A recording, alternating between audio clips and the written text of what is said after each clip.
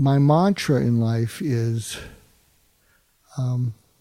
identify, stand up to, and stop evil at the earliest opportunity. But for everyone else, cut them slack.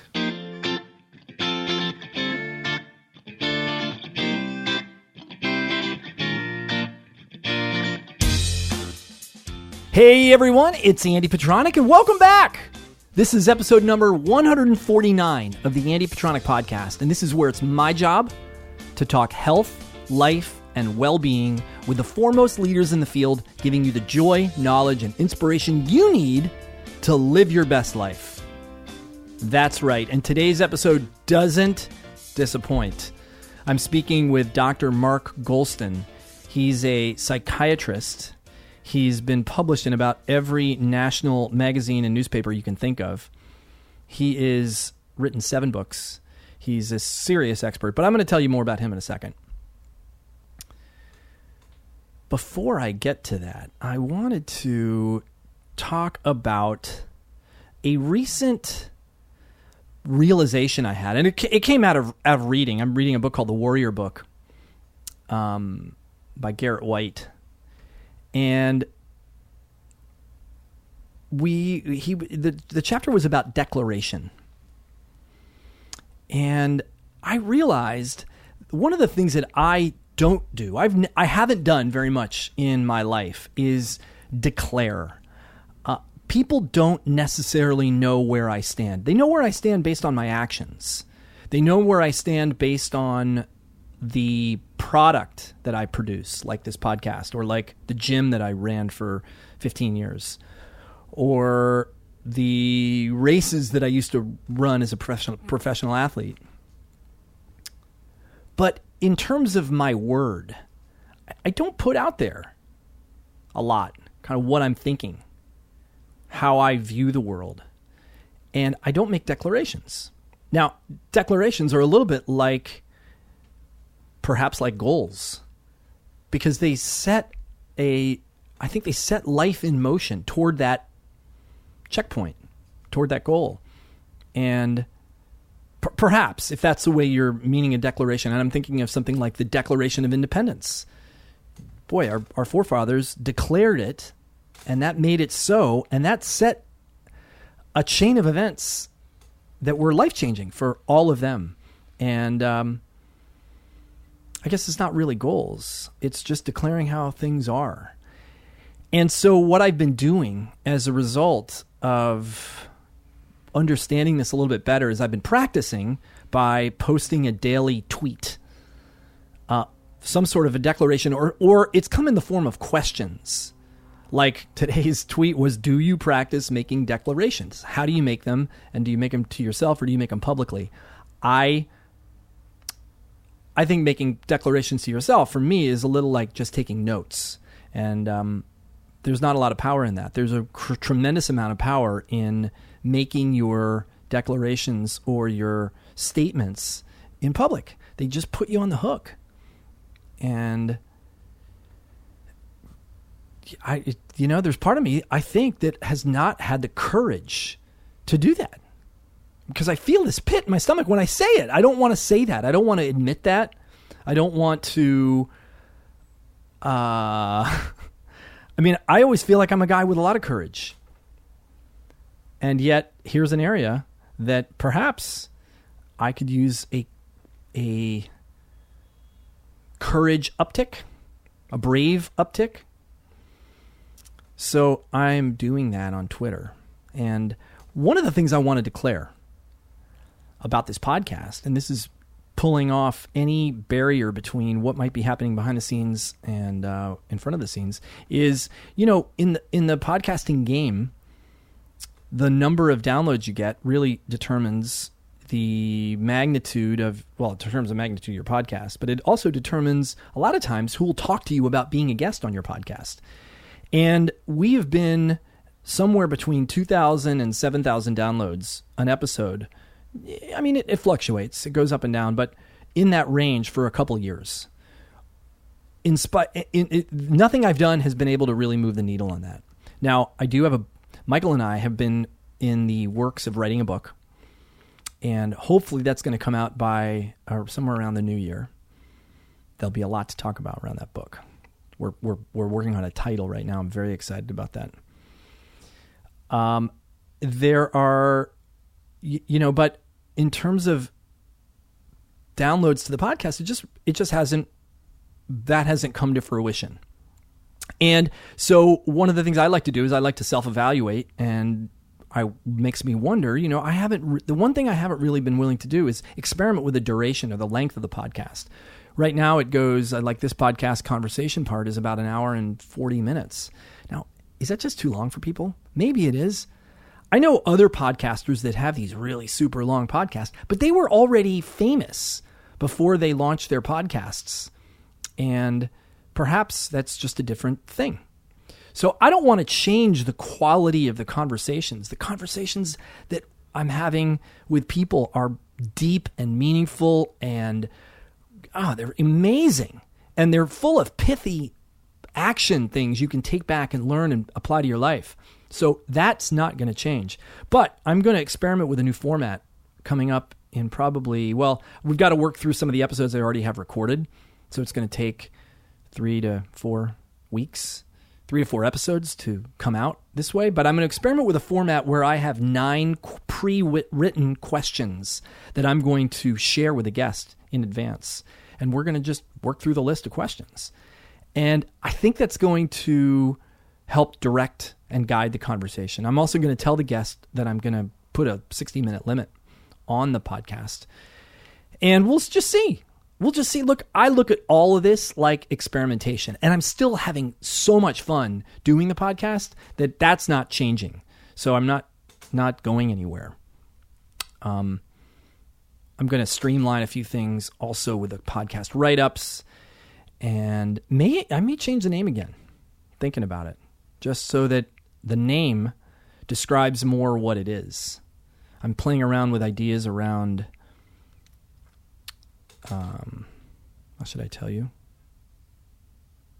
Extraordinary, being extraordinary, that kind of a thing. Because really that's what it describes. I mean, that's we're already talking about with people, whether it's farming or like I was going to say psychiatry, or, how you interact with the world and engage with the world, or what. Being your best self. There's another name. Great. I'm sure that's taken. Anyway, I got to introduce our guest, guys. I'm on a roll. Declarations. Consider public declarations. I am.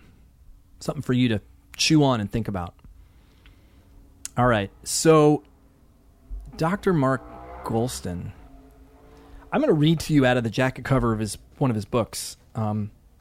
He's a psychiatrist, consultant, coach, and business advisor, author of the bestselling Just Listen and Get Out of Your Own Way. And this book that I'm reading out of is called Talking to Crazy. He blogs for the Harvard Business Review, Fast Company, Business Insider, Huffington Post, and Psychology Today.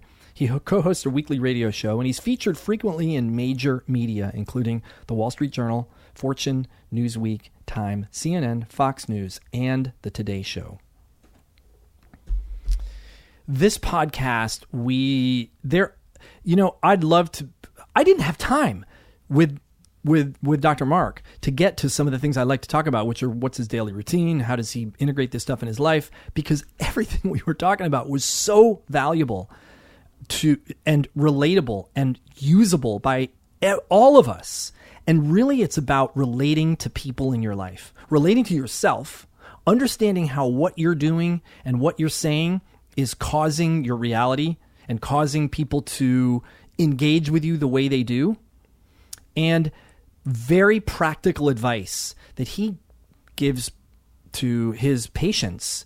I mean, he's a hostage negotiator trainer. So he trains hostage negotiators. He works with, some of his clients are some of the most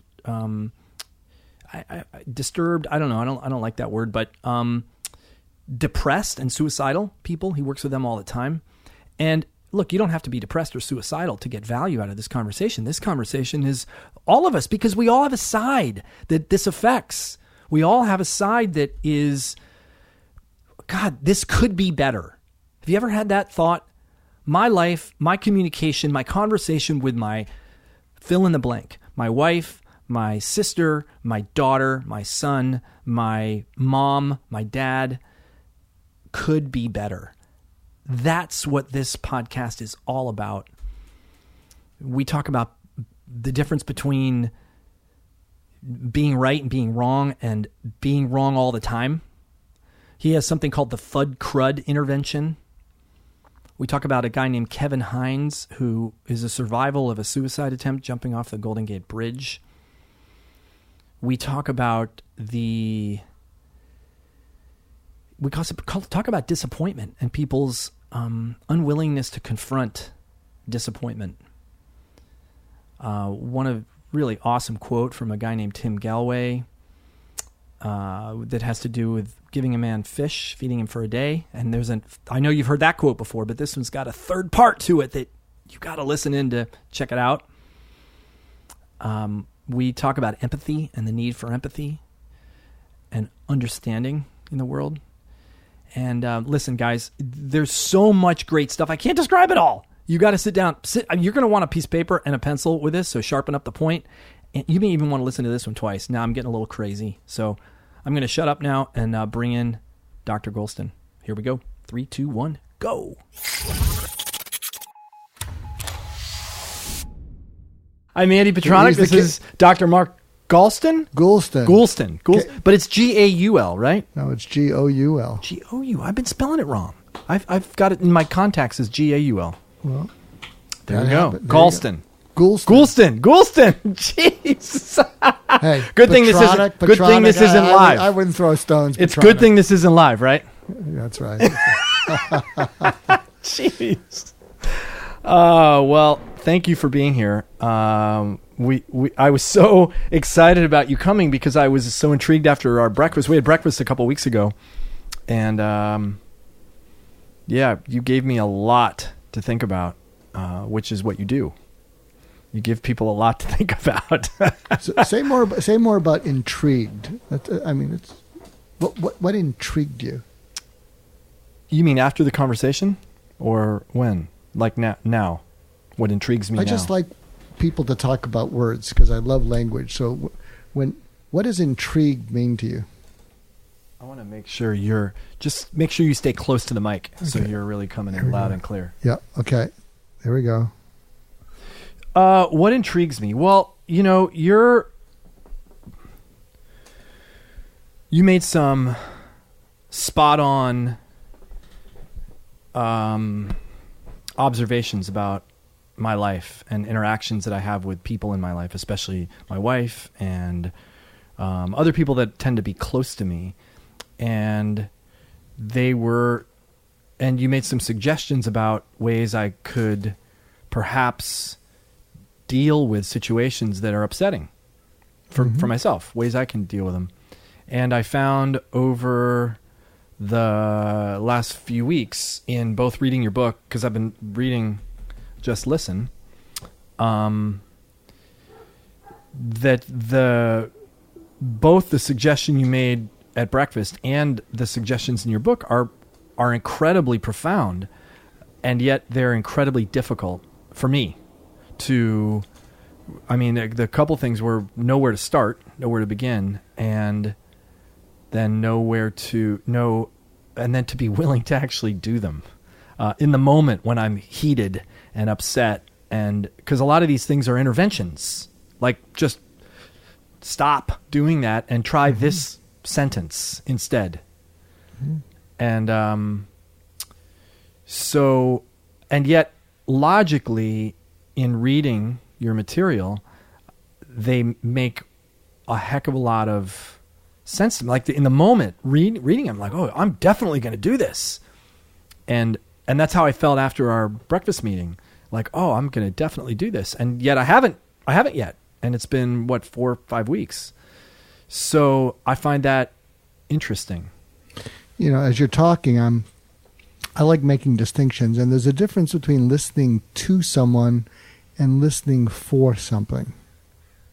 Okay. And so listening to someone is more of a transactional way of listening. I'm listening to you, you say something, I respond to it. But when I'm listening for something, I actually receive it, and it sets in. So I think, as a former hostage negotiator, trainer, and a suicide specialist, if I listened to what people were saying and then I responded to it, there really wouldn't be much of a connection. But if I listen for the hurt, the fear, the anger, the pain, the guilt, and the shame, if I listen for that, I think people pick up that I'm listening for it, and then it makes it easier for them to sort of express it. But if I'm listening to what they're saying, in their mind, if I'm listening to, they anticipate that they're going to say something and I'm going to evaluate it. And a lot of people, well, the majority of people, don't like to feel that what they're saying is being evaluated. Right. And yet, on the receiving end, a lot of people say, well, in order to feel in control, that I'm not getting into something irrational, I need to evaluate what's being said to me. And what happens is there may be good intentions in your evaluating what the other person says, but it can communicate to them that they are a problem that you are evaluating. Okay. As opposed to a person who's expressing something. Right. Right. Right. So what do you do with that? Well, I think part of my mission in life is teaching people to, well, my big mission is saving lives one conversation at a time, because I think someone did that with me, and that established the way that I interact with the world, and that's why I became a suicide specialist. Was that before you were trained as a psychotherapist at all, or not as a psychiatrist at all, or was right? No, I was in. Well, here's the story, and what would be interesting is how it lands for you. Okay. And then you can tell me how it lands for you. So I hadn't yet become a psychiatrist. I hadn't yet finished medical school. In fact, I dropped out of medical school twice. And that was one of my biggest personal accomplishments, and that I finished. And I didn't drop out to see the world. I dropped out because I think I had an untreated depression. And what would happen is I'd read books, I'd follow what I was reading, and I'd highlight the whole book, but I couldn't retain it. Right. So all my books were just yellow, and there was a hope that by coloring them in yellow that somehow it was going in, and it wasn't. And so I took a leave of absence. I was passing everything after I'd been in school, I think, a couple years. And then I had a blue-collar job, and I sometimes romanticize the blue-collar jobs because it was the best work I've ever had. It was simple, no responsibilities. And my favorite blue-collar job is in the south part of Boston, South Boston. What I did is I put up displays in liquor stores and bars. So I'd be going in these grungy bars in South Boston, climbing up these rickety ladders to put up a Heineken windmill, and I would negotiate with the bartender and say, if you keep it up here for a month, you can have one for your basement. Because one thing about a lot of bartenders, if you go into their basement, you're going to die from cancer because all you see is neon. I mean, they love having these displays in their basement. I kid you not. Why in their basement? Why? Well, wherever they have because it's too big, because their wives say, you're not having that on the ground floor. But it's like going into a mini Las Vegas, with all these things. So they love that. So I would say, put the windmill up there and you can keep one for yourself. And I'd be up there and I'd see rat skeletons. I loved it. I'd be off balance. And so my mind came back at that level. I mean, it wasn't really being tested. And then I did that for a year. And then I came back. And then I came back to med school. And then within 3 months, I guess the depression returned.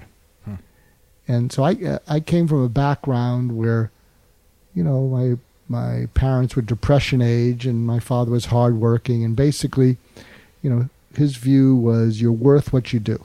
You're worth what you can produce in life. Right. So you get that background. And so what did your dad do? He was a controller and an accountant, actually in a liquor distributing company. Ah.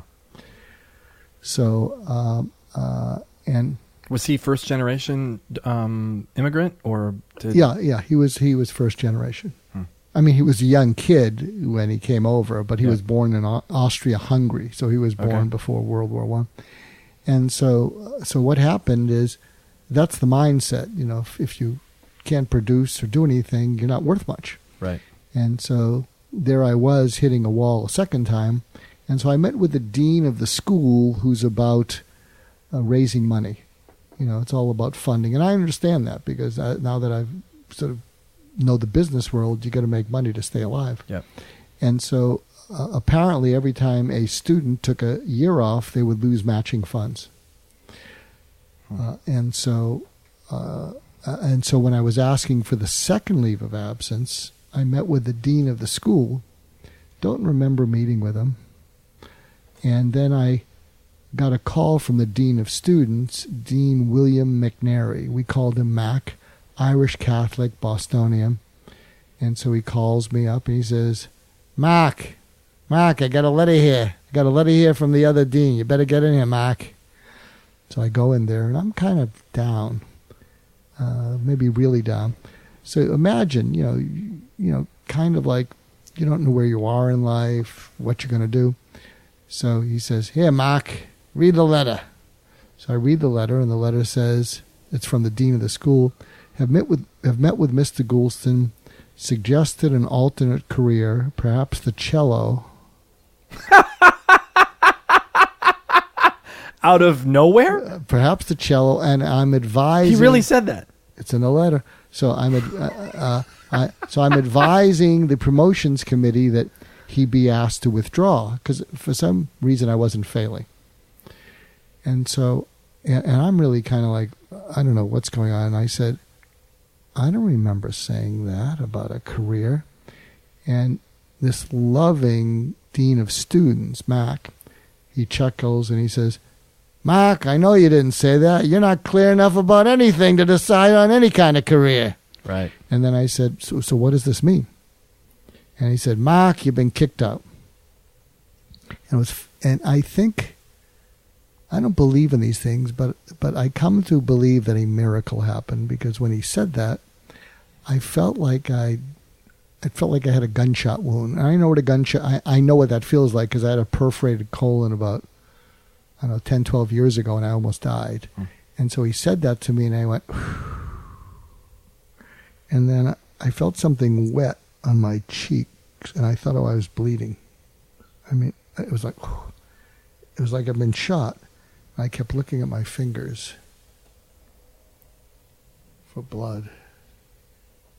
And it wasn't blood, it was tears. So can you imagine the scenario? And my father, might have said, well, you should stay in. If you're passing, everybody's got problems. And so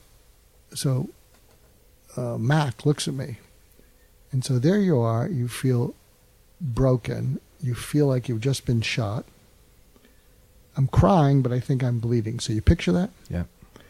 So it's kind of a low point, and that's why, I know what it's like when you just want the pain to go away. Mm-hmm. At the bottom when people think suicidal. I wasn't thinking suicidal because he caught me. And imagine that, and he says to me, Mark, you didn't screw up, but you are screwed up. Jeez. But if you get unscrewed... Straight shooter. But if you get unscrewed up, I think this school would one day be glad they gave you a second chance. And so I start to tear up. It's different than it's like, what's he saying to me? And then he says this to me. He says, Mark, even if you don't get unscrewed up, even if you don't become a doctor, even if you don't do anything the rest of your life, I'd be proud to know you.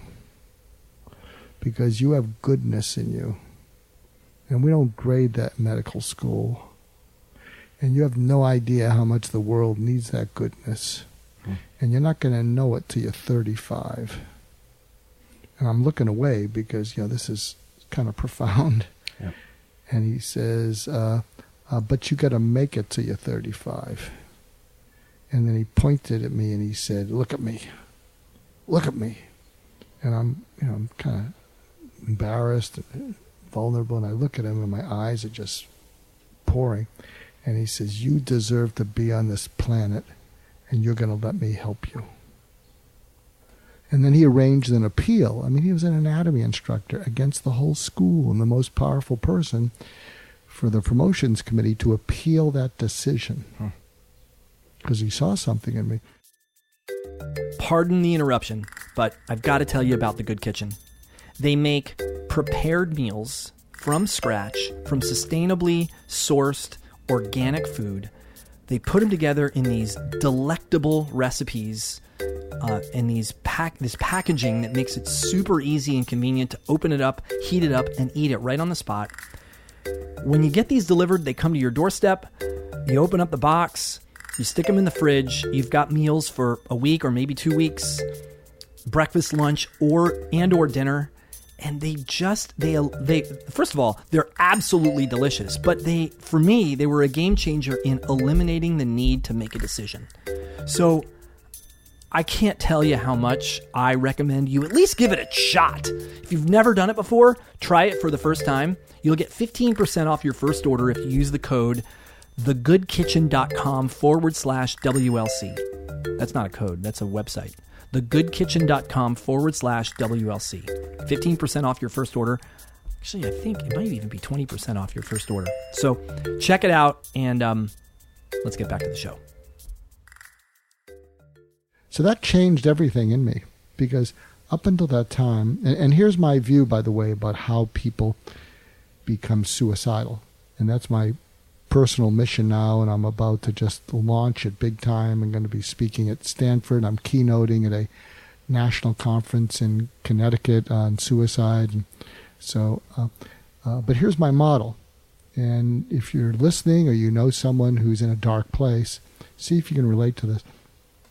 You're going on in life, and what you're going towards orients you. So if you have a goal, it orients what you think, what you feel, what you do.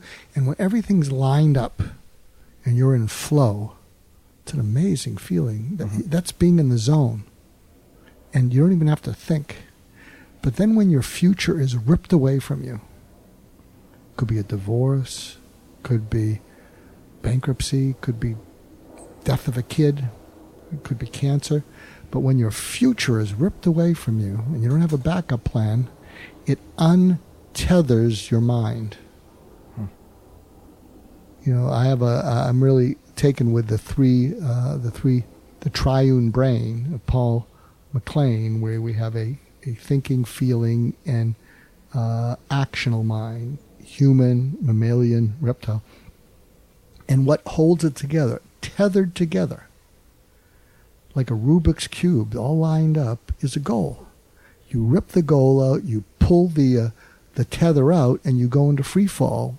And if you think of the words that people use when they're falling, I've come unglued, I'm wigged out, I'm out of sorts, I'm out of my mind. Mm-hmm.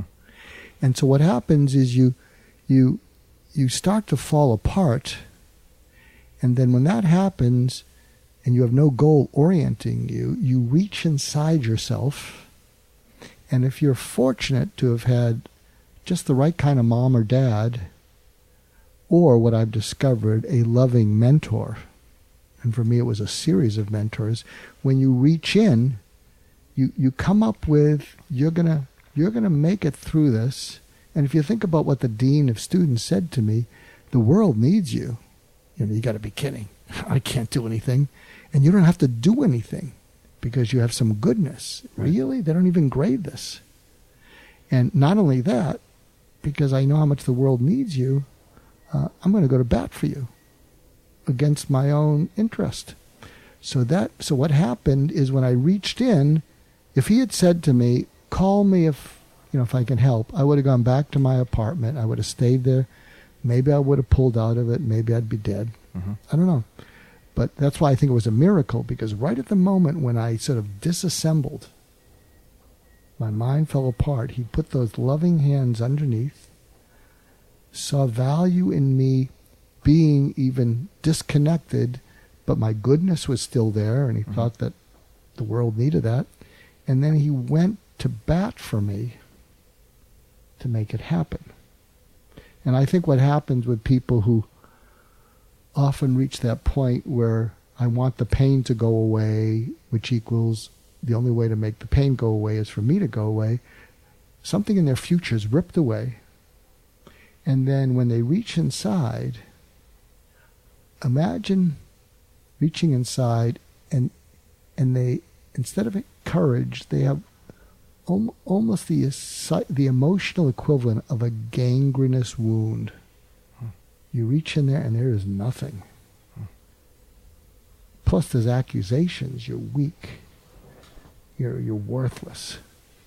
And so my belief is that when people can't orient themselves because that goal is torn away, and then they reach inside to come up with courage, and it's like their hand is just filled with gangrene, whatever, they start to fall apart, literally. Mm-hmm. They start to get anxious. They start to get panicky. They start to feel like they could fragment. And at the moment that they feel they could fragment and they believe they will never come back, that's when I believe they say, I need to die. Because if you really believe you're going to fragment and you won't make it back, even if it's irrational, it's understandable that that's what you do. Lately, what I've been saying to people is if you've ever had a kidney stone, which I've had, and a perforated colon. How'd you have a perforated colon? Yeah, it was a diverticulitis, one of those things. Oy. And I didn't know it was a... Here's what was crazy. When it happened, I thought, another kidney stone. If I can just tough it out, even though kidney stones are murderous, if I can just tough it out and drink water, maybe I'll pass it. Right. But I didn't realize it wasn't a kidney stone. I'd perforated my colon.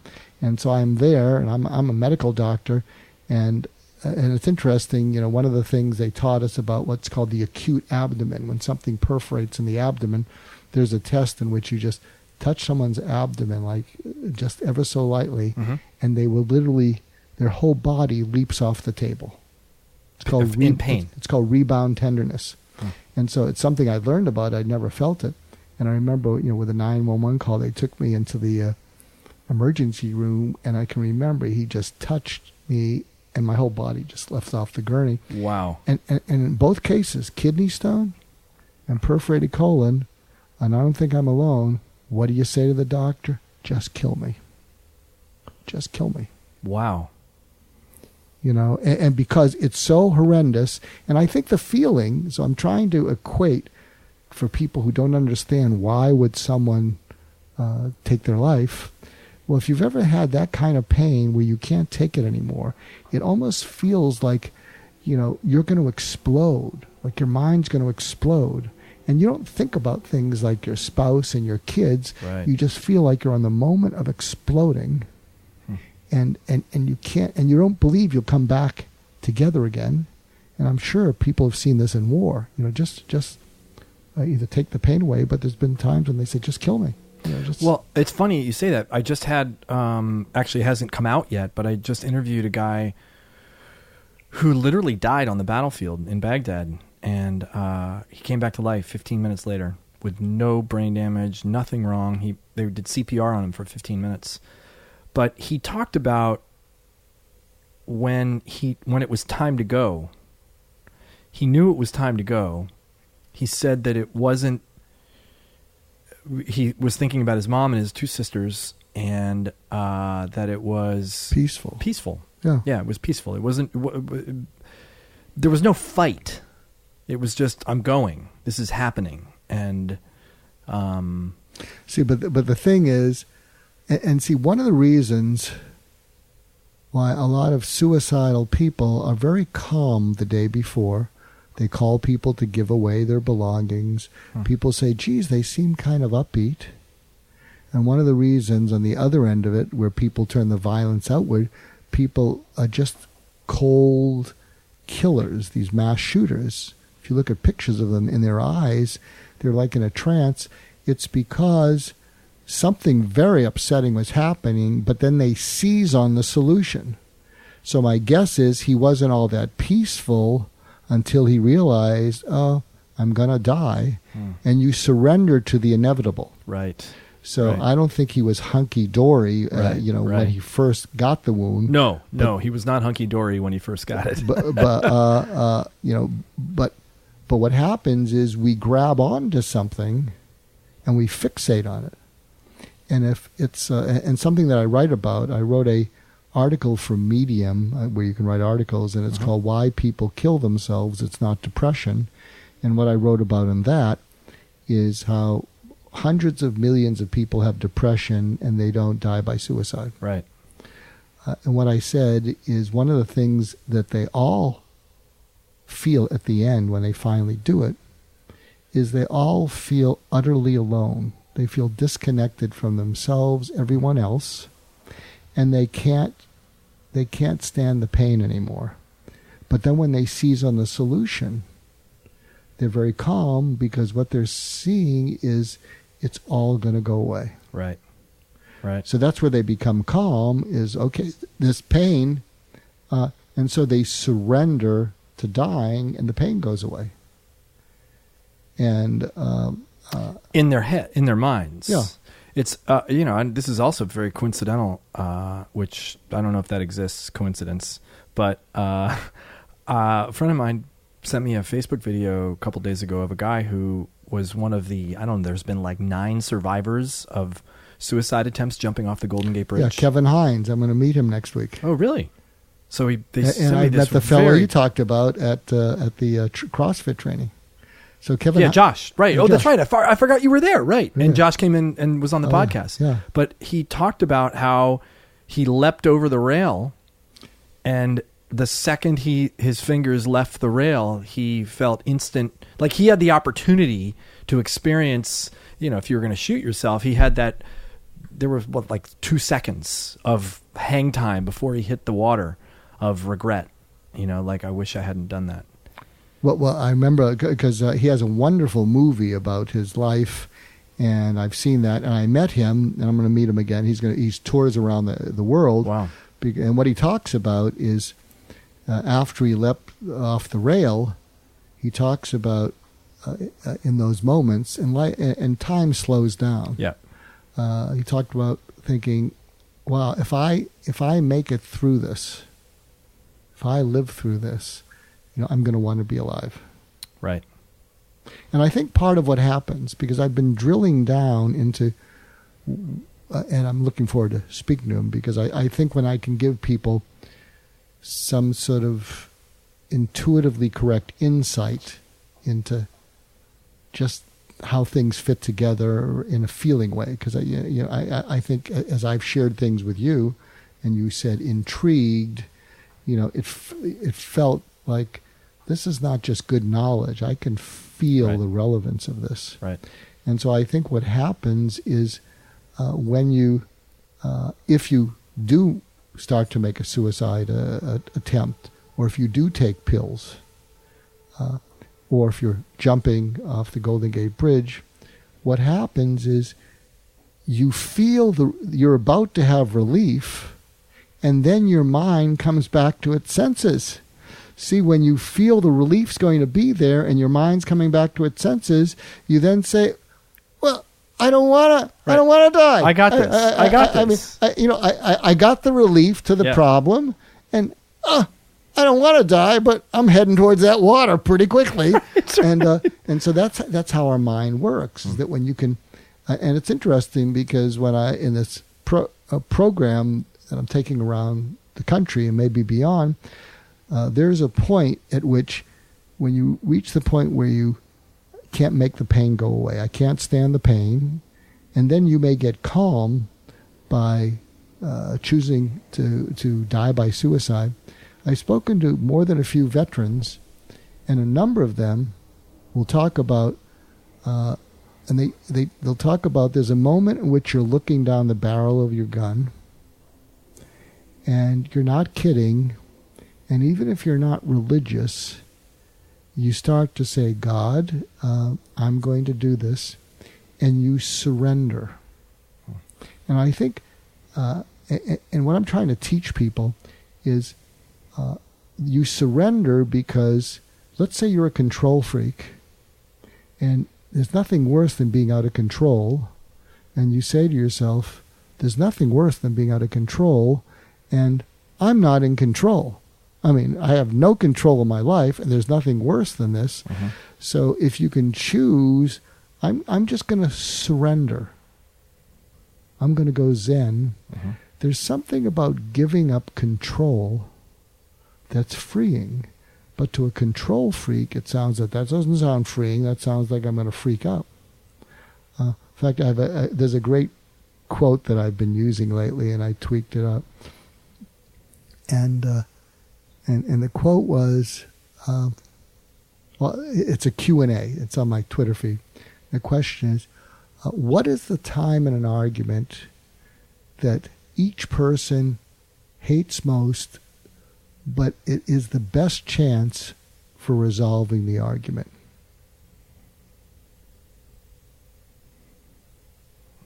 Want the answer? Right before the explosion. What is the best time? Listen, what is the best time? What is the worst time for each person in the middle of an argument, but the best time for resolving it? Here's the answer. Before it starts. When both people admit and accept they're wrong. Okay, right. See how it got you? Because what happens is if you can just sort of do that and you surrender to it. Well, it's a little bit like I told someone the other day, I told my son this the other day. I'm like, when you don't get upset, actually I was talking about his mom, my wife. I said, when mommy doesn't get upset with me for some little silly thing that I, am heckling her for, it just goes away. I got nothing to push off against. Mm-hmm. And it immediately has me moving on. Like I don't, there's no fun in that. Like if I'm talking about like fun banter or like a little insult you might throw at someone just for kicks. It loses all power when that person, oh yeah, you're right, I do that, or whatever, which is another way of just giving in. Yeah, and it's a kind of a surrendering. Yeah. There's another quote I like. In matters of the world, stay in control. In matters of the heart, give it up. And it's tough for a lot of people to do it because it works so well in matters of the world. Yeah. But the point is, matters of the world aren't about relating. It's about accomplishing things. But matters of the heart, it's about relating. Right. Right. And if you come from a position of I need to be right, I need to be in control, it kills all the relating. Yep. Okay, I've got to come clean. I am a journal junkie. Over the past 5 years, I've collected somewhere between 8 and 12 journals, and although I don't use any of them as written, I've pulled in ideas from some of them to improve my own journaling practice. The most recent of these, and one of the best ones I've ever laid eyes on, is called the Happier Mind Journal. Have you ever heard of guided meditation? Well, the Happier Mind Journal is a 90-day guided journal. It takes all the guesswork out of it so that you'll never stare at a blank page again wondering what the heck to write. It has you draw upon all 5 of your senses when writing each day and helps you gain clarity around what you want, helps you manifest it by writing about the things that will really make a difference, and it has a built-in accountability system where you get a chance to review how you're doing every 10 days. It's the perfect tool to help you take charge of your life and live with purpose and intention. You want one? Simple. Go to www.happiermindjournal.com. And if you want to get 20% off your purchase only for podcast listeners, use the code WLC20 at checkout. This will be one journal purchase you'll be really glad you made. Let's get back to the show. Something I've also discovered, and tell me if you can understand this, and I think if you do, you're going to chuckle like, Mark, where do you get this stuff? But what I've noticed in a lot of good people of argument, they're in an argument, and it's escalating. And I'll often hear this when I facilitated it between a man and a woman.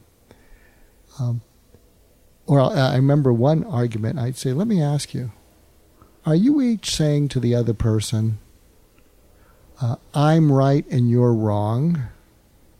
Or are you each saying to the other person, damn it, I'm not wrong all the time? And that's what they say. Oh, I'm not saying to the other person, I'm right and you're wrong. I mean, I'm not arrogant. But what I'm saying is I'm not wrong all the time. Right. I said, well, you have a funny way of saying it. Right. But can you see the difference? Yeah, it's yeah. huge. Yeah, huge. That's huge. Yeah. Intriguing, huh? Well, potentially useful. I mean,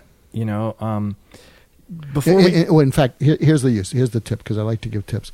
So it's escalating and it's going down that road. And if you can stop yourself, you'll be a runaway train. But if you can stop yourself and you say, wait a minute, and they're going to say, what?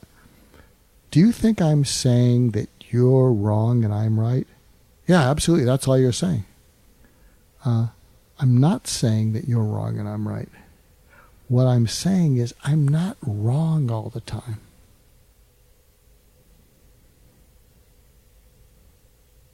Right. See the difference? Yeah. I can see using that if I'm... I was going to say I can see using that if I'm being accused by whoever I'm in the argument with of something. But if I'm accusing them, might not work so well. Mm-hmm. Yeah. Okay, so that brings up a counter thing. So I'm pretty good on my feet, but I could screw this one up. So what you're saying is, what if the other person is looking at you and they're not saying they're not wrong? They're saying you're wrong and I'm right. Yeah. So here's a tactic that or I'm looking at them and saying you're wrong and I'm right. I'm actually saying that. Mm-hmm. Not I'm not wrong all the time. Right? Okay, so this is hard to hold on to. So here's an intervention that you can apply to almost any argument. It's what I call the Fud Crud intervention. So I come up with these things so people can remember. Mm-hmm. And what FUD stands for is frustrated, upset, disappointed. So you got to have the presence of mind, and you have to say to yourself, do I want to make this argument? Do I want things to get better, or do I want to be right? Because if you want to and need to be right at all costs, this will not work. But if you want to make it better, this is magical. And so it's escalating. And what you want to do, when the other person has just said something and they're kind of reloading, is you can say something like, wait, I want to try something that could take this to a better place. Can we just try it? And if it doesn't work, we can just, keep arguing. But you have to say it firmly like that. What? Let me just try it. And then you look them straight in the eye and say, I want you to think of the times when you've been the most frustrated, upset, and disappointed with me. And I'd like you to give me an example of each. And I'd like you to bring up times where you didn't think our relationship would even make it. And so what happens is when you flip it that way and you invite them to tell you what they were frustrated, upset, and disappointed, and use it in that order, because what you really want to get out is the anger. But a lot of times if you say to someone, you seem angry, they escalate. They feel attacked. Right. Everybody is okay with saying they were frustrated about something. And so they start to talk, and you milk it out of them, and you could say, so tell me about what frustrated you. And then in my book, Just Listen, I have these things called conversation deepeners.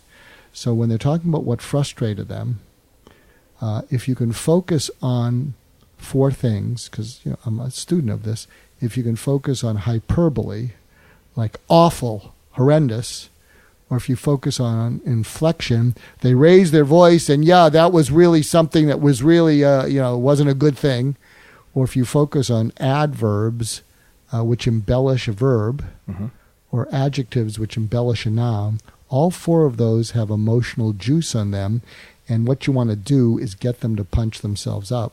So when they tell you what's frustrated, and they talk about, there was this awful thing you did, and they go on and on, they're going to expect you to get defensive. But instead, if you keep looking at them and you say, this is really important, say more about the awful thing. And when you say that to them, it's going to change it's not going to be a fight, and they're going to tell you what was awful. And then what you might say, and people can have the recording of this, what you might say is, give me an example of when it was the most awful for you. And when they share that, you never defend yourself. How awful was it? Give me an example of something in which you said, if this happens again, I can't stay in the marriage. And so what happens is you're in charge of the conversation. You're not getting defensive, because as you're watching them, if you look at their eyes, what you're going to notice is a shift in their eyes, because what you're doing is you're giving them a chance to get things off their chest that they've never been able to get off their chest. And you're not there getting defensive, because there's a method to your madness, or there's a method to your approach. And they've let go of that original thing, whatever they were mad about to begin with, because they've shifted into this other, even more because you're not being thing. defensive. What you're doing is you're not only validating what they're upset with you about. What you're saying is, while we're on this topic, let's get it all out. Right. What? Let's get it all out. And that's where you can use the words, and so what frustrated you about that? They tell you. And that's where you want to get the anger out. And you say, if I was you, I wouldn't just be frustrated, I'd be upset. What upset you about that? So that's where you milk the anger out. Mm-hmm. And you go in using the same things, the hyperbole, inflection, adjectives, and adverbs. And when they talk about what they were upset about, you say more about that. Or another conversation deepener that's in just listen is when they say it, you go, really? So you're inviting them, really? And they say, oh yeah, you were awful. You were horrendous. I mean, I cried, you slept in the other room, and I just cried the whole night. Really? But the real flipper is to say, if I was you, I wouldn't have just been frustrated and upset with me. I would have been disappointed. How disappointed were you? And one of the most profound quotes I've ever heard about, or insights about disappointment, it may be the top thing. And a friend of mine, I'm forgetting his name, and he deserves me remembering him. But what he said is that the reason we don't resolve conflicts is because we're afraid to admit to ourselves how deeply disappointed we are in others, ourselves, our business. And I said, what do you mean? He said, well, if you really admit to yourself, I'm really disappointed in my boss, but you need the job, there's something that feels, well, if you're so disappointed, why don't you leave? So we won't admit it to ourselves. Right. Or if you admit to yourself, I'm really disappointed in my spouse, well, if you're so disappointed, get a divorce. Mm-hmm. Or I'm really disappointed in my child, well, then you're an awful parent. You don't even like your child. What is wrong with you? Or if you're really disappointed in yourself, I'll have to die. I'll have to take my life. So here is the profound insight that I thought was fascinating. He said, the way we try to cope and deny disappointment, there's two things that we do. We either get angry or we shut down. Mm-hmm. And I said, isn't that an expression of disappointment? He said, no, it's an avoidance of disappointment. And it was so profound, because I think he was right. Because do you follow me? That inside there's this fear, if I really intuitively accept that I'm disappointed, then I have to sever the relationship. You have to change your life. Right. And so this is one of those breakthroughs that if you can actually realize that you're disappointed, you actually don't have to do anything. And he actually did an exercise with me. And I miss my dad. I wish we'd been closer. He was kind of a critical dad. And he did an exercise with me. And I was talking about my dad. And I said, well, my dad did the best he could. And he said, well, but weren't you upset with him? Yeah, but, he was better than his dad. And I kept making excuses. And there was one point where I said, I was disappointed in my dad. I was about to say something. He said, shh, shut up. Say it again. I was disappointed in my dad. And he said, just stay with it. And it was the weirdest experience because the fear, if I really admit I was disappointed, and he died 22 years ago, I'd have to sever, an emotional connection with him. But instead of that, when I just admitted it and felt it, I just felt this overwhelming feeling of sadness, like, why did it have to be that way for him, for me? It didn't sever anything. But are you following any of this? Oh, yeah. So yeah, no. Join in and tell me how you're relating to any of this. Cause I'm having some trouble with that, actually, because my dad passed away about 10 years ago. And very similar. As you were saying, what you were saying about your dad, I was feeling that about my dad. Because I always felt that way. Disappointed and hurt. And but I don't think I ever stayed with disappointment. I always wanted it to have been a different way.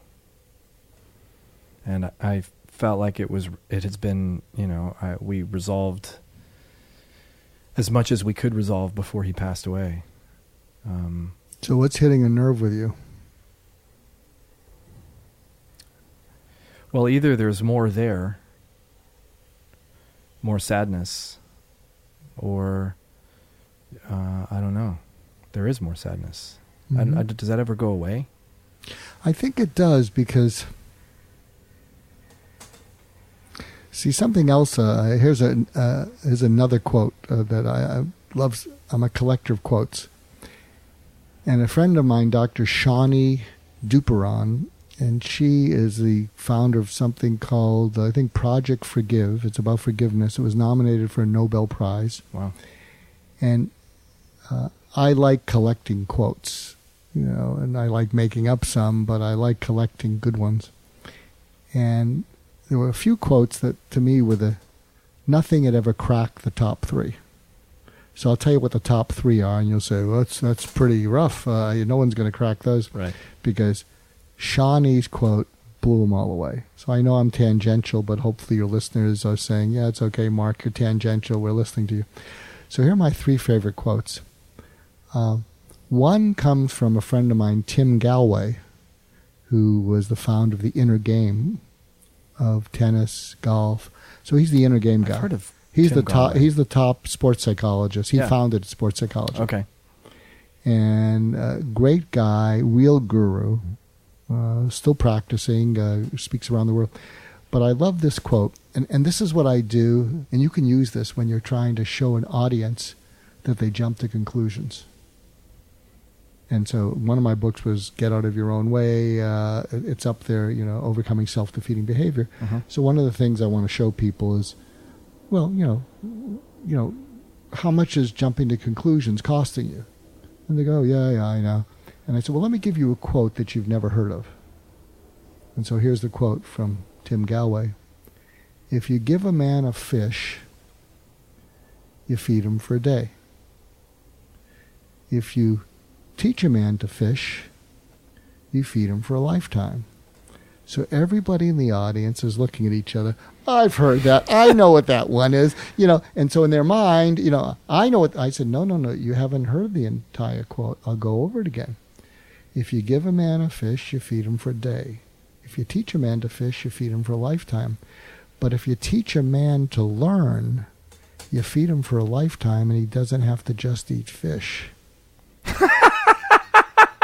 That's great. I told you it's a great quote. That's great. And doesn't it show how we jump to conclusions prematurely? Yes. You got it. Take that one to the bank. That's great. I love it. Quote Tim. Another one is from a British psychoanalyst named Wilfred Bion. And it's in Just Listen, and it's really the fabric of Just Listen. And what he said is the purest form of listening is to listen without memory or desire. Because when you listen with memory, you have an old personal agenda that you're plugging people into. And when you listen with desire, you have a new present or future personal agenda that you're plugging them into. But in neither case are you listening to where they're coming from. So in my book, Just Listen, I talk about what you should do instead is you want to be a PAL, and PAL stands for purposeful, agendaless listening. So you let go of your agenda. So that's a pretty good quote. And your memory. Right. So you're really present. Right. And then another one of my quotes, which is in Get Out of Your Own Way. It comes from Milton Greenblatt. And he said, first we are children to our parents, then parents to our children, then parents to our parents, then children to our children. Right. So that captures it all. That does. Yeah. So for 25 years, those quotes, no one had cracked the top three until Shawnee. And what Shawnee said is forgiveness is accepting the apology you will never receive. So I'll give you an example. One of the things my dad used to say, if we wanted something was, what do you need it for? And so, we felt, we didn't ask for much. And it made us feel shamed and guilty and all that. But if instead my dad said, I'm always worried about money. And I want to feel like I'm as good a dad as the dad next door. And I'd like to believe that I get all of you what you need. I wish I could get you what you need and what you want. But I'm always worried about money. And that's why when I say, what do you need it for? I want to convince myself that I'm okay as a dad. If he had said that, which I'm sure he felt, I would have said, Dad, you work hard. You work a couple jobs. I don't think you like your job. You keep doing it. You're a good dad. But he didn't say that. Right. And so by accepting that apology, I was able to let it go. And in my mind, lately I've been apologizing to him like, geez, I'm sorry for whatever chip on the shoulder I had. Mm-hmm. I mean, you did the best you could. And sure, I would have liked your style to be different, but, you really did want the best for us. You just sort of came from a fearful, negative point of view, and I'm sorry. So isn't that powerful? That's powerful. Yeah. How do you feel about self-forgiveness? It's interesting. I've had a lot of trouble with that myself. And what's interesting is I have much more self-confidence than I have self-esteem. So I have confidence that I can do things, but I don't necessarily feel that I'm particularly worthwhile. Okay. Maybe because I can always do it better, or it's not good enough, or because I can be jealous of friends, and that you shouldn't do that as a friend, and so I'm flawed and all that. And there's a weird thing that's happening now. And I mentor about 25 people. I'm trying to help it happen for them earlier than it did for me. So I was blessed to have 7 mentors. They all passed away. There was that dean of students. My last mentor was a fellow named Warren Bennis. If you ever look up the word leadership, he was one of the top people. And all my mentors saw something in me that I didn't. I mean, something good. Mm-hmm. They believed in me when I didn't. They weren't really project mentors. They weren't helping me to improve my performance. They were helping me to find my calling and fulfill it. But the weirdest thing is I'm starting to look at me through the eyes of my mentors. And it is so painful and healing to look at me through my mentor's eyes and look at me, who has problems with self-forgiveness, and say, hey, and in my mind's eye, what my dead mentors say to me, when I'm moping, is they say, Mark, what? Put a sock in it. And it's said with such love. Right. And then I'll make some other excuse to beat up on myself. Say, Mark, sock, get the sock. And I just remember them, and I think, boy, how lucky I was. Do you have mentors like that? It's funny, as you were saying mentors, I have people who have been I've never identified someone as a mentor. I have friends that I consider more mentors than friends, like friends that I don't hang out with or call to have a beer with, but they're like, they always provide me with good advice or insight. Mm-hmm. But I've never identified anyone as a mentor. I don't even really know what it means, really. Well, so here's the difference between a coach and a mentor. And I'm more of a mentor. And, this is like a marriage proposal on a thing. If you would consider me a mentor, I would love to be that for you, if you'll have me. Me? Right now? Yeah. And I'll tell you the difference. A coach is focused on results. Right. Company hires the coach. We got to get better results, and we got to make sure that their personality doesn't screw things up.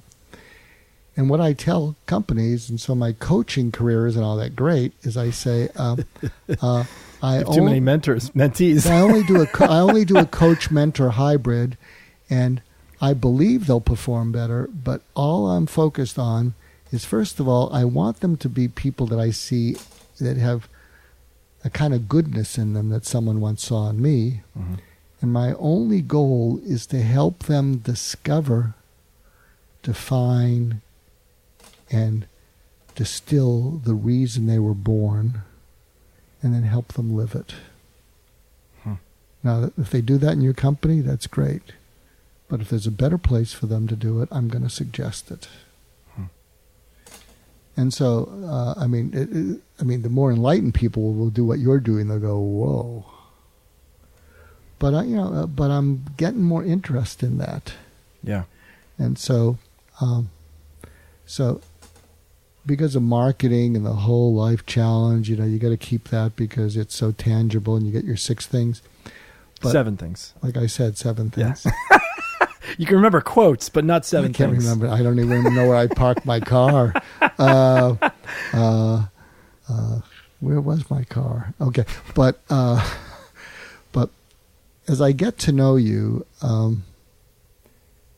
maybe part of it, and I don't know if we add this to the whole life challenge, but I think there's a part of you that might add to it the whole person challenge. Because if you have a whole life but you're not a whole person, you've missed something. Yeah. And you can do a lot. And one of the things, if you're not a whole person, you can have a whole life and still not have peace. Absolutely. And so, and it may be, you'll let this sink in. You'll say, look, let's just do the whole life challenge, Mark. We're sort of doing well with that. But the point is, let it sink in, and if you like it, or if someone's listening saying, well, if Andy doesn't want it, I'm game. But it feels like you're on a journey for both. I want the people I help to have a whole life, but I'd like them to have a whole person. Yeah. Boy, maybe we'll do a workshop on how to forgive yourself. Because it wasn't just random question that you brought up. No, it's something that I practiced and studied quite a lot, actually, at the University of Santa Monica. And it was really the keystone in their program. It took probably a year. It was a 2-year program. And it took probably till like the end of the first year to get to the lesson where we learned about what it means to self-forgive. Mm-hmm. And so there's a lot of foundation laying before that. And so let me try something on you, okay? okay. I'd like you to imagine that you're imagining your dad and saying, Dad, I want to apologize because I think I harbored resentment and disappointment in you when you kind of did the best you could, and I held on to it, and it was a wedge between us, and I am sorry that I didn't know better. And I'd like you to imagine him saying to you, Andy, put a sock in it that makes two of us. Can you imagine any of that? I can. Can you take it in? For some reason, it doesn't. Well, maybe this. You'll take it in afterwards, but Yeah. the point is, it may have been too much of technique-y for what's just the podcast. You know, here Right. I'm going to try an example with you, Yep. and you're not going to be a monkey jumping through hoops. But then you'll call me 2 days from now and say, "Mark, Wow, I that can't was stop crying." profound. Right. Right. Well, that's how I felt when you were doing the exercise with your dad on you around the disappointment. Oh. I didn't feel that just now, but yeah. Yeah. Well, think about it. But if you're listening to it, if you're listening in or watching, because sometimes it's tough to forgive ourselves if we harbor grudges. Yeah. And that reminds me of another thing. I'm giving away all my best stuff. You can use these in your program services. So I remember I did. Maybe I'll use this, in an upcoming talk where who hasn't listened to this. You don't. It's not like you have 1 million listeners, Andy, but not as many people as that have read your books. My gosh, I mean, bestseller. This bottom one is in Russian. I've never seen a Russian book. It's very cool. That's right. It's how. What is it? What is the translation again? Talking to crazy became how to talk to a-holes. It went viral. It went viral in Russia. That's hilarious. Oh yeah. No. Look, I'm not talking politics, but I've only had a good experience with the Russian people. People are people. People are people. Yeah. And but the exercise that I can remember, this is a cool exercise. So, if you're presenting to a group, this isn't for any group, but if you were to say, if I could give you the secret to peace, happiness, and maybe success, and you agreed with it, would you be willing to embrace it and practice it? Now, if you disagree with it, you can throw it away. And so I remember everyone saying, "Oh, I'm game." He's gonna, God, I'm gonna finally, I'm gonna finally buy Bitcoin. This is great. Wow, and I'm gonna flip a house all at the same time. Well, how cool is that? Right. And so they said, "Yeah, I'm game." And so I took out a little piece of paper and I wrote something down, and I passed it to a person on the left side of the front row, and each person looked at it, smiling, and they opened it and they went, "Whoa!" And then they passed it to the next person, the next person, the next person, and they all did the same thing. And the word was forgiveness. I mean, it was fascinating. So can you see that? I can, yeah. Yeah. So that is a technique, and even if it doesn't fly, because I'm sharing techniques that you had to be there, but well, I got a question about forgiveness, because this is something that always was a tweak that I had to work with, which was, if you're forgiving someone, you're implying that something that they did was wrong. Forgiving is letting go of your angry attachment to what they did. It doesn't mean giving them another chance to hurt you. So you can forgiving means I'm going to let go of my anger about it because it's only eating me up. I won't forget it, and I won't give you another chance. Right. To do it again. But you are saying, aren't you saying, like if I say I forgive you for stealing my quarter that was sitting on my kitchen counter downstairs. Oh, you saw that? I forgive you, Mark. It was only a nickel, Andy. Implying that thing you did, you perpetrated against me. There's something wrong there.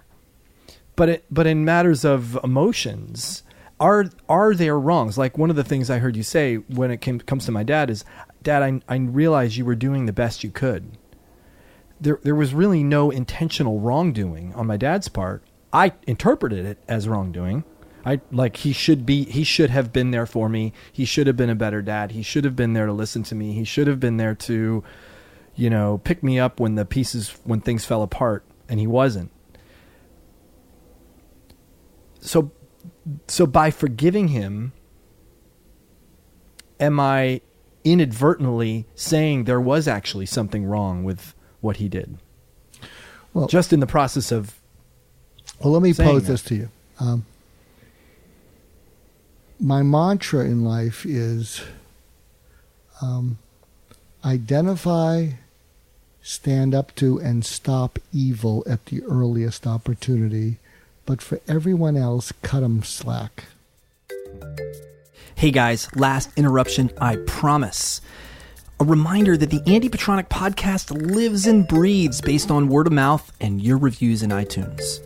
If you want to help me, help you, and help the community of listeners of quality podcasts, please forward the episode to a friend. If there's something in it that you think they would get value from, tweet about it.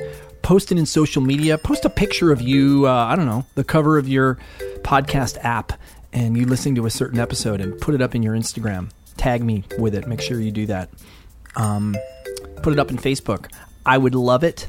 And all it does is it helps me help you. So if you do me that favor, I would really appreciate it. You can also leave a review if you go to bit.ly/Andy Petronic podcast. It will open up iTunes and give you a chance to leave a review. Hopefully it's 5 stars. Actually just write a review and leave a 5-star rating. There is a difference.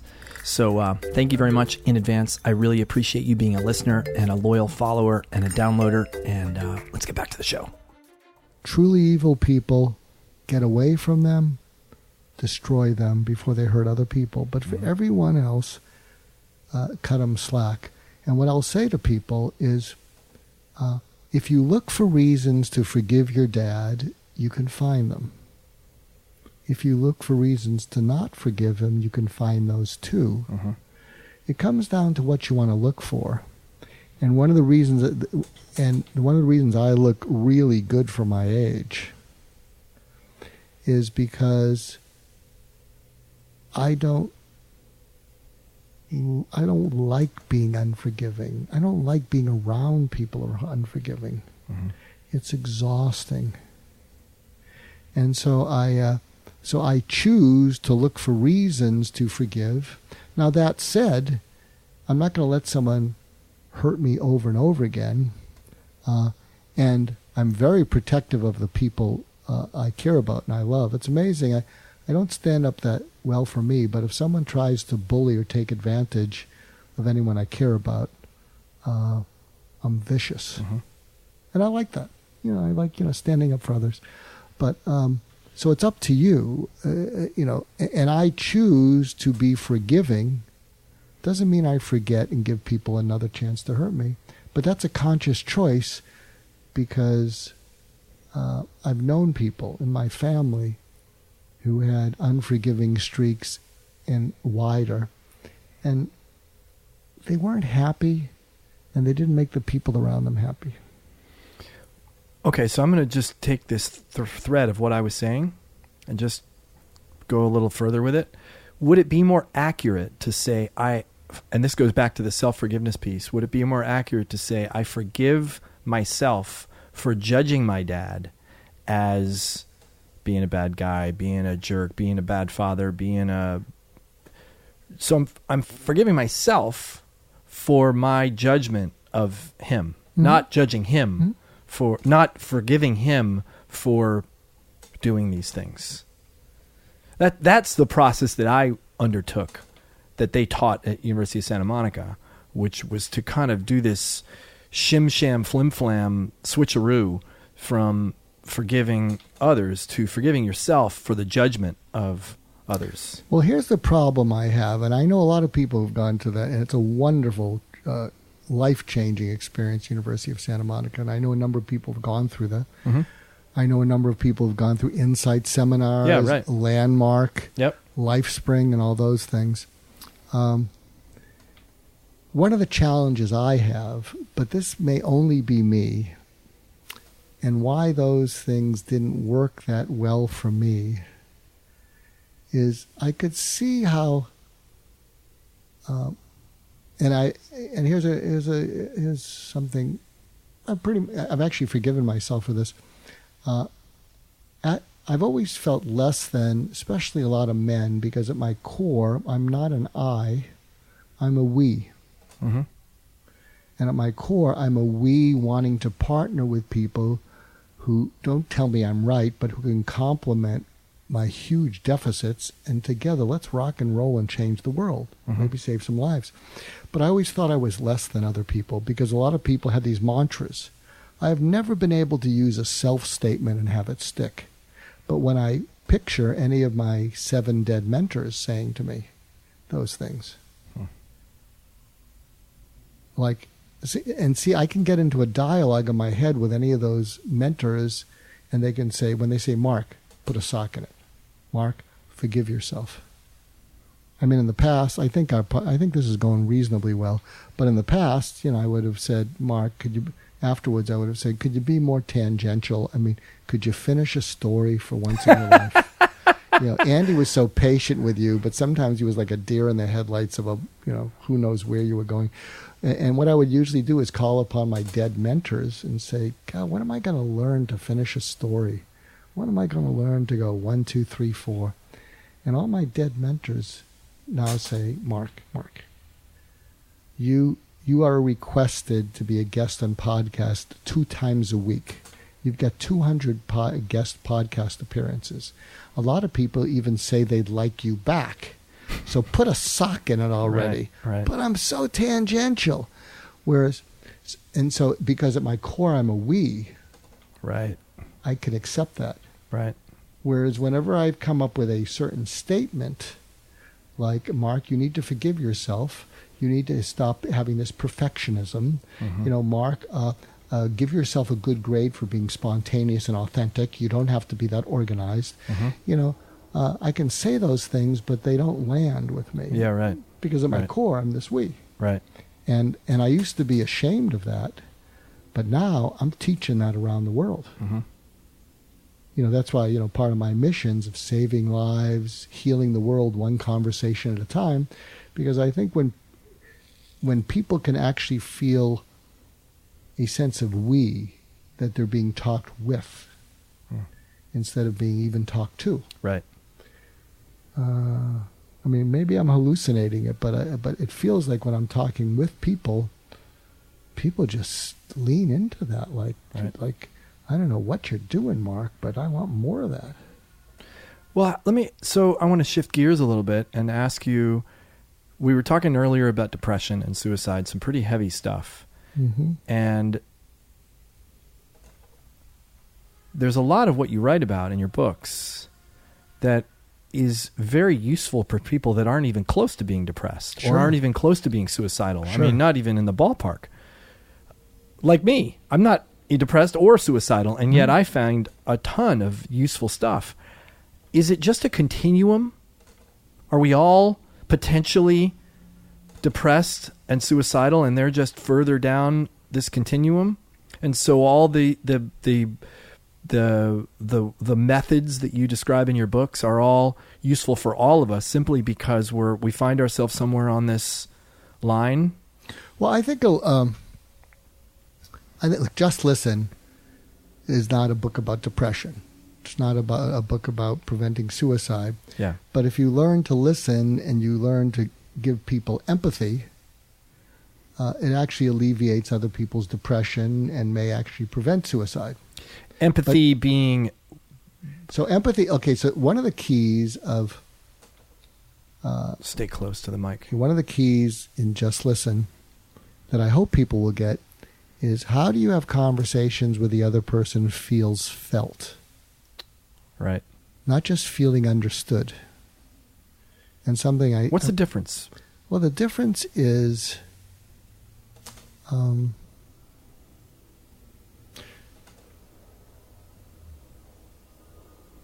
So here's the difference.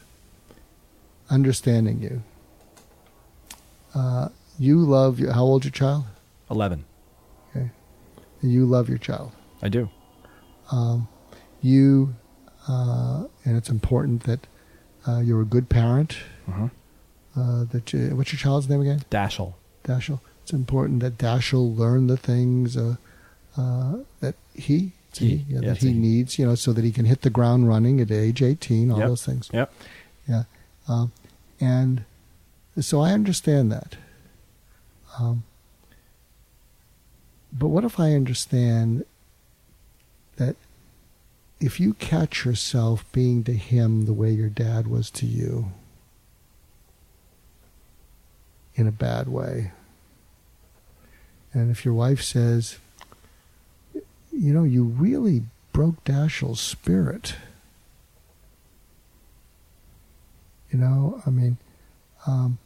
having known what that feels like, how could you do that?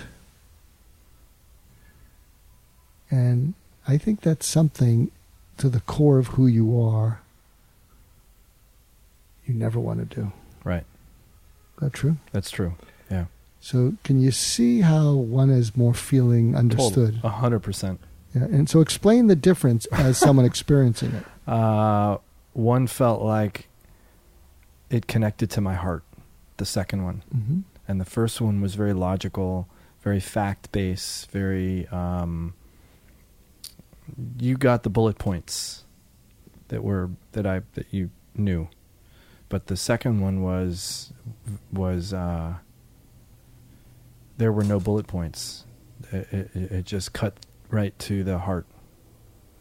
And what was the experience of the second one? At having something cut to the heart. So you felt. I felt. Yeah. And what was that experience like, as opposed to just sharing content? And it felt like you knew me. Mm-hmm. Suddenly. Like it was, where the other one was, what you knew a bunch of statistics. So the first was coaching, the second was mentoring. Kareem has a wonderful book out about his 50 years with Coach Wooden. Mm-hmm. He loved the man. Yeah. And I think the world needs more mentors who are there for you, for who you could become. Was Coach Wooden a mentor of Kareem's or a coach? Oh, I think no. He was the coach. I know he was. Yeah, his coach at UCLA. Right. And he wrote a book, Wooden, on the power of mentors. One of his lesser ones, and he actually talked about his mentors, including Abraham Lincoln, Mother Teresa. So you don't have to actually know the person to have them touch something in you and inspire you. Right. Right. And want to be like that person. Right. Plus he mentioned other people that, and in that book, a number of his players, including Kareem and Bill Walton, they talked about what he meant to them. But and it's interesting. My last mentor, who died, a fellow named Warren Bennis.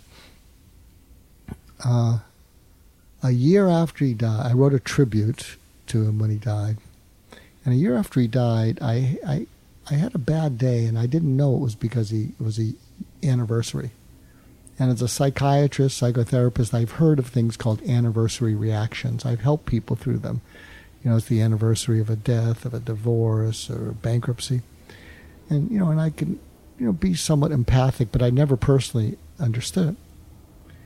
And on that day, I was having a bad day, and I didn't know what it was about. And I think my wife said, "Didn't Warren die a year ago?"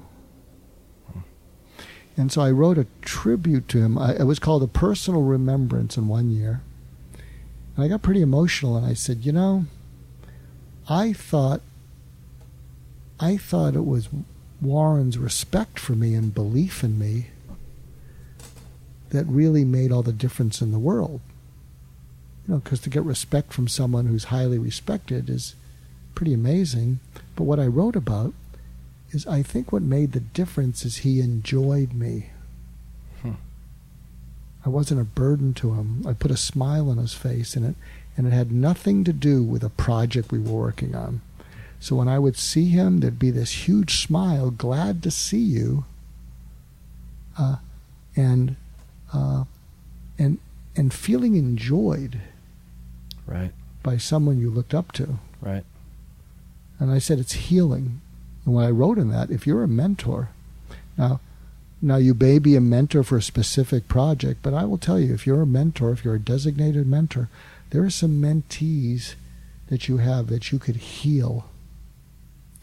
And sure, respect them, sure, believe in them. But a lot of them have never felt enjoyed. They felt like a burden to their family. Their parents were angry. And the fact that you could actually enjoy them. Yeah. In fact, I think one of the things that helped me be effective when I'm not currently seeing suicidal patients, and when I asked them, what's the difference? I mean, why is this helpful? And this really got to me. A couple of them said, "You're the only one in my life who's glad to see me. You're the only one I put a smile on your face. I put a smile on my parents' face when they're relieved to find out that I didn't blow my brains out. But everybody else is worried. Did you take your medicine?" Mm-hmm. They're concerned. And even though they say I'm not a burden, they know and I know I'm a burden, which is one of the things that makes me suicidal. But when I see you, you greet me, you have this shit-eating grin, and you're glad to see me. I don't even know what you're looking at. And you don't know what it's like to have an oasis where someone is actually glad to see you for you, not for anything you do, whether you took your medicine, whether you did your homework. And a couple of people said, and it was life-saving. So you're sort of getting some of this? I see that. Oh, I totally see that. Yeah. What are you getting from it? What are you getting from it? I picture... I was picturing my mom, actually. And wondering what she thinks of me and my sister. One of my sisters is going to listen to this podcast. My sister tends to worry a lot about things in general. And it's not that I don't, but we have very different ways about how we process stuff. I would say that she might say that I tend to ignore things. I tend to not care about things that she thinks could be life or death, medications. My mom's 85, 83, 85, 83, somewhere in there. And I tend to take my mom's word for how she's doing, how she's feeling. My sister doesn't take her word for it. She's like, well, she's not telling you the full truth, and she really feels like crap, and I tend to be more just enjoying my mom for who she is in the moment. Yeah, and your mom, feels that she needs to, with you, she accentuates the positive. And by the way, when people talk about positive things, they actually feel better. When you get people talking about positive things as opposed to, dwelling on the negative things, it can actually change the way you feel. So she sees you as that way. Your sister sees you as a rah-rah. Right. And your sister's saying she doesn't open up to you because, you don't listen, and you probably think about to your sister, well, you and she dwell in it too much. Yep. And I'm not sure what good that is.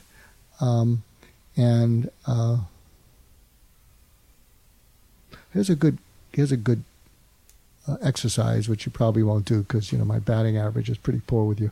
But I'm 0 for 1. 0 for 1. I'm yeah. 0 for 1. Yeah, Come missed on, the whole that's life not so bad. Hey, you stay on people's How many bats. whole life challenges have you done? 7. No, have you done? How many whole life you got? None. Thank you. I'm 0 for 1 with you.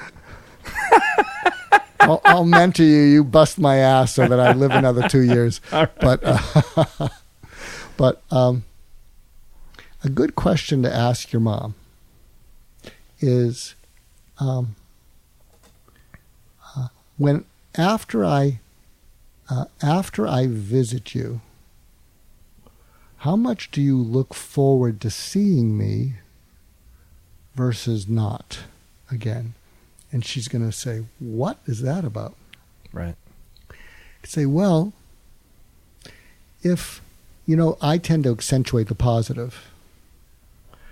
But if I'm accentuating the positive and you have to put on a happy face, right, because that's kind of what I like to hear, it could be exhausting to put on a happy face when you're not happy.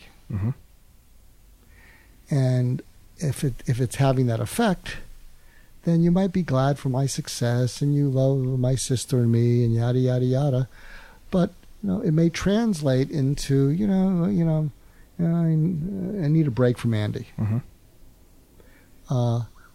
Or you might say, it's exactly what I need. I need the shot in the arm because I can dwell on the negative and your sister can dwell on the negative. No, I always look forward to seeing you. Right. Because I don't really know. Yeah. Right. Yeah. On the other hand, so I'd like to know that after we visit, that you'd like to see me sooner because you felt it was helpful and uplifting. Mm-hmm. Whereas if it was something in which, we can feel the love between each other, we're devoted, but that, I really didn't understand where you're coming from and I didn't seem to want to understand, then you might feel differently. And I'm not saying I'll change, but I'd like to know. I like that. Because then I'll know. Yeah. And then I can know if I need to make some adjustments or not. Here's something I want you to watch, and everybody else who's listening can watch. Oprah Winfrey occasionally does 60-minute segments. Mm-hmm. And she did a segment on treating childhood trauma. And if you watch the segment and then you watch the 5 or 6 minute overtime, how they go overtime. Yep. What Oprah says in the overtime, and I think she's since said it elsewhere, she said it was the most life-changing segment of anything she's ever done in her career. Wow.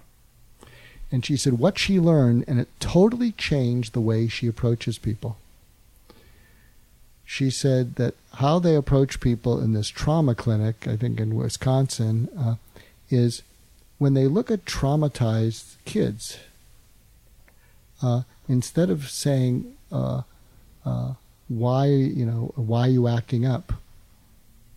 Instead of kind of being a little judgmental, even though you're trying to be helpful, they totally look at the kids with a look that believes whatever they're doing is a result of what happened to them. And so their question, and they look at people with, is, what happened to you? And Oprah says that's not what she says to people. So when someone acts up, and I may be wrong, but I even think she was implying that, even a mass shooter is in custody. They're not going to hurt anyone anymore. But I think the question to ask is, what happened to you that you ended up killing a lot of people? But if you listen to her, you could see something. It grabbed her by the throat. So I don't know if she's continuing to do it. Why am I bringing this up? You might try something with your sister and say, you and I see things very differently. What happened to you that you became such a warrior? Just listen. I could see her getting defensive in that I would tell her that she's a worrier right away. Okay. No, so here's how you frame it. You could say, what is something that you think I least understand about you?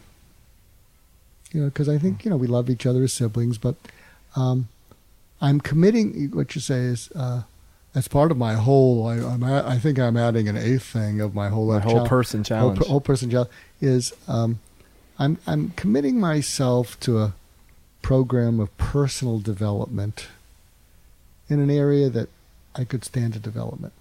And that is in the area of really making an effort to understand people better. Because when I listen to people, I tend to understand in order to turn it into a problem to be solved. Yes. And I feel I'm being very responsible, but really what I am is I'm being unresponsive. What I'm pointing out is what I think they need, and certainly they need it if they're as out of shape as you are, Mark. But if they don't want it, I'm really not being responsive. Okay. And I'm committing myself as to being better.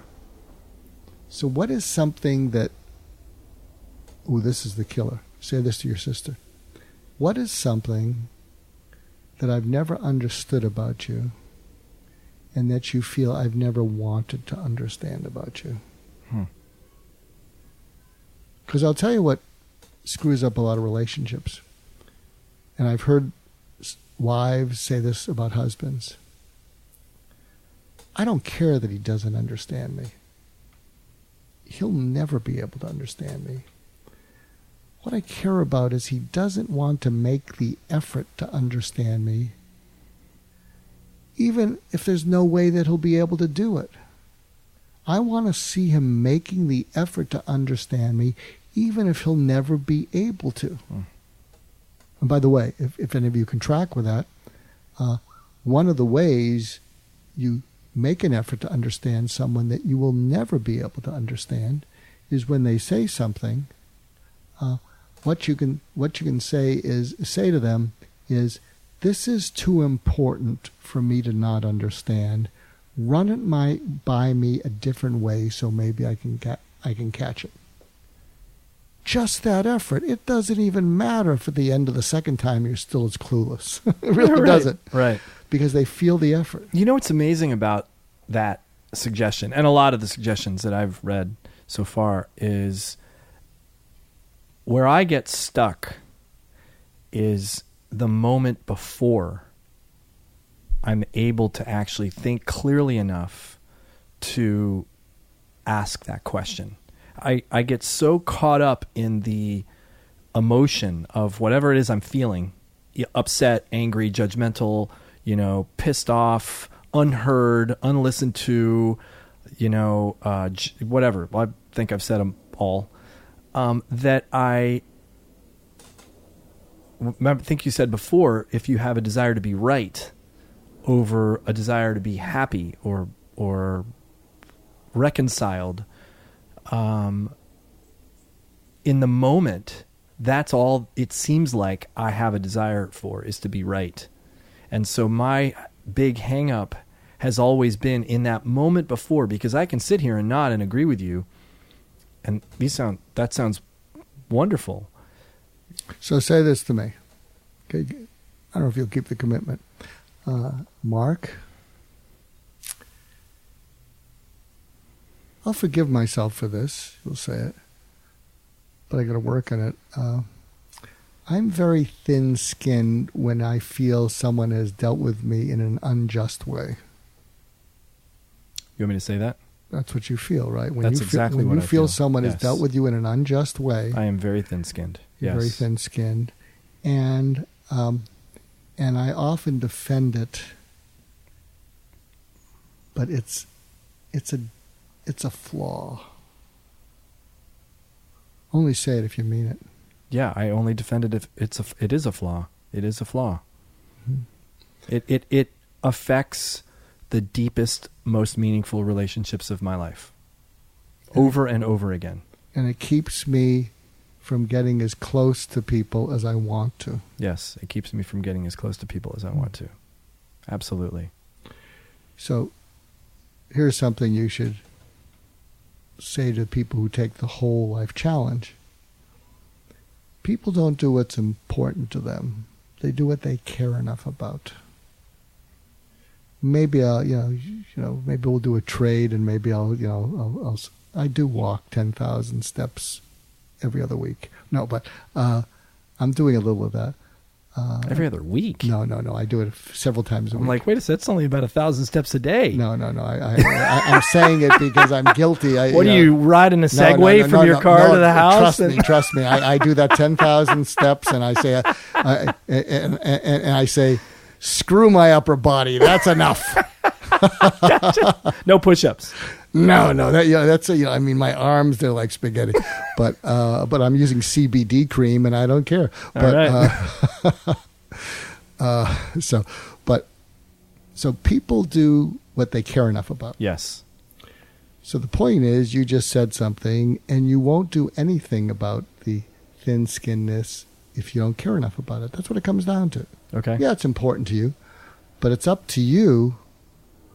That's my challenge. Well, how do I ratchet up the caring? Because I think I care, but if you look at the evidence would say that I don't care because it's still there. And I've been looking at this for years. I mean, this has been a thing. I mean, I think I'm maybe better a little bit than I was 15 years ago. God, I hope so. Okay. So, this is quite a podcast. I don't even know if you're going to publish it. Is this going live stream? It's already live. It's too late. Gee whiz, it's too How long late. have we been going? Yeah, we got to end soon. Life year. This is the real life challenge. This is like light years to some distant galaxy. So you want to motivate you, and I'm scared. You're scared about what I'm going to say. Yes. I want you to say to your wife, when I'm behaving at my most defensive, sort of condescending, impatient, don't want to be bothered self, what does that do to your respect for me? And how much you want to respect me? If you say that, and I know it's just a technique here, but if you say that, just any time. I don't have to be upset or. No, well, I'd pick a tender time. Okay. Don't do it just. I have a Dr. Mark assignment. So I'm in trouble. Right. It's either going to get me in trouble. I'm going to get lucky. I don't know which one. Right. But if you say it at the right time,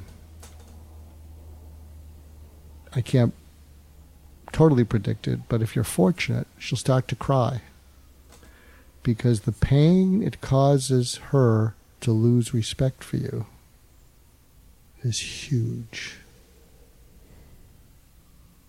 Because she thinks the world of you, but when you do things that eliminate her ability to respect you, it's very painful. Right. And so the point is, why am I doing this? Because I think there's those moments where the pain you cause others can flip a switch in you. Like I'll tell you something with that did something in my own relationship. We've talked about so much, but years ago, and my wife is tough. I mean, she doesn't suffer fools gladly, and she's not a great fan of my immaturity. Have you practiced what you do in your books with your wife? I mean, are these things that she reads and practices on you, and you practice on her? She doesn't read it because she knows whenever we get into a mess, I'm the one who's going to fix it. She's got nothing to do. No, but she's great. She's great. And but years ago, but this is the power of how you can change something. So I'm a pretty heavyweight shrink and see life and death, people getting divorced, yada yada yada. And so I must have told her, don't call me, when I'm in a session because big Dr. Goulston's and stuff. So I'm with a couple, and this is, I don't know how many years ago, probably over 30 years ago. And I don't know if she pages me. I don't know if I had beepers back then. And so the couple, of course, they don't want to share their time with me picking up a phone call. And so I pick up the phone, and she's on it, and the people are looking at me like you're looking at me. And they're saying, okay, this better be good. You charge enough. Right. And what I'd say to that couple now, you couldn't even come close to affording me now. And so I pick up the phone, and my wife says, don't be angry at me, which, of course, makes me a little, okay. And I'm smiling like this, and they're looking at me. And she says, don't be. I said, it's okay. She says, I'm lying on the bathroom floor, and I can't move. Wow. Oh, yeah, that's exactly. And I try, and my eyes were going to go up like that, but I said, huh? And the couple's looking at me. She said, don't be. I said, no, it's okay. She said, I'm lying on the bathroom floor and I can't move. I said, okay, I'll call emergency. I'll be home. And, and then I told the couple, you got to leave. And I can remember driving home, and I'm sure this is embellishment, but it felt like I bent the wheel of my car because I was so angry at myself. Like, who are you? And I'd call 911. You were angry at yourself? Yeah, she was afraid to call me. Oh, got it. Yeah, you got a ways to grow, my friend, my mentee here. Right. But yeah. Jesus. Are we still live? Damn it! I should have shut that thing off. It's okay. It's okay. Yeah, it's okay. You can whatever. But anyway, no. So I'm driving home, and I'm so angry at myself. Yeah. So I get there, and my wife is, on the shy side, and so she's lying there, and she starts kissing my hand, saying, "Please don't be angry at me. Don't be angry at me." And it was an ovarian cyst. It was fine. And I remember I went into the other part of the bathroom, and I was looking in the mirror, and I put water on my face. I remember staring at myself, and I said, what kind of animal are you? What is wrong with you? She's afraid to call. What is wrong? And so you can take things like that and flip the switch. So ever since then, I've told my wife and my kids, you can call me anytime, but realize that sometimes I'm involved in some high-stakes stuff. Mm-hmm. So if you can pause, and you don't have to, but I'd appreciate if you could pause and think about what it is you kind of want me to do. I'd appreciate it. Mm-hmm. But, I can just see it. I can just see me looking in the mirror. Wow. And just, so I'm sharing that with you, not to upset you, but if your wife gives you a taste of that, right, and if she looks away, see, I think these are the kinds of things that can motivate people. Yeah. These are the things that can make you care enough about something to make that change. It's funny. Usually I finish a podcast by, first I ask people about their daily habits and stuff that other people could take away and use in their life. But this podcast from the beginning has been about things that people can take away and use in their life. So I just appreciate you being here and you sharing your secrets, your insights, your wisdom, your kindness with everyone. With my audience, with me, and the contribution you continue to make to the world, and in the books you write, and your presence, your being. Well, thank you. Before we end, I got to do a reality check with my dead mentors. I was so tangential. Do you think anyone got anything out of it? Was there one nugget? Was there a pony in that whole pile?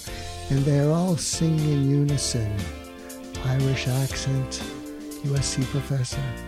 Mark, put a sock in it. That's a great way to end. Thank you. Thank you. Hey, it's Andy, and thanks so much for listening. If you want to know more about what I'm learning each month, head over to andypetronic.com and subscribe to my monthly newsletter. If you were touched, moved, or inspired by anything you heard today, chances are someone else you know would be too. Please take a moment to think about who and send them a link to this episode. And if you're super stoked, please head over to iTunes to write a review. The best way to keep current on guests and episodes is to subscribe so that the latest one will automatically get delivered straight to your phone. The apps I use for this are Apple Podcasts, Overcast, or Pocket Casts. The Andy Petronic Podcast is produced by our team, Winslow Jenkins, Becca Borowski, and Ernie Hurtado. Big thanks to Nikki Grudidaria for the artwork. You can find all of our episodes, links, and complete show notes at wholelifechallenge.com/podcast. I'm Andy Petronic. Thanks for listening.